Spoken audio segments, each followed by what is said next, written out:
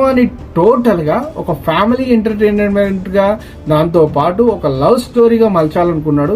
దీన్ని బట్టి చూస్తే ఈ సినిమా అటర్ ఫ్లాప్ అయింది. ఇంకా దానికి తోడు ఈ సినిమా టైం లైన్ వచ్చేసి 70s లో నడుస్తున్న టైం లైన్. ఇది 70s 80s లో నడుస్తున్న టైం లైన్ తీసుకొని, కానీ అప్పటి వేషధారణ సినిమా మట్టుకుంటది. సాంగ్స్ కి వచ్చేసరికి న్యూ వర్షన్ సాంగ్స్, ఇప్పుడు ఈ ట్రెండింగ్ దగ్గర డ్రెస్సెస్ వేపించుకొని చేశారు. అంటే ప్రేక్షకులను ఎంత హౌలగాలని చేయాలనుకుంటో హరీష్ శంకర్ అంత హౌలగాలని చేసిందని చెప్పుకోవచ్చు. క్లారిటీ ఎందుకంటే ఒక టైం లైన్ పీరియడ్ నడుస్తుంటే ఆ టైం లైన్ లోనే సినిమా ఎండ్ కావాలి మనకి. అలా కాకుండా ఇంకొక టైం లైన్ లకు ఒకసారి సాంగ్స్, ఇంకో టైం లైన్ లకి ఇలా తీస్తామంటే సరైనది కాదు.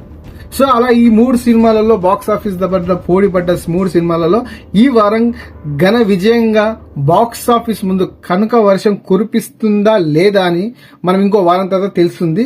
ఈ 3 సినిమాలలో అయితే నెంబర్ 1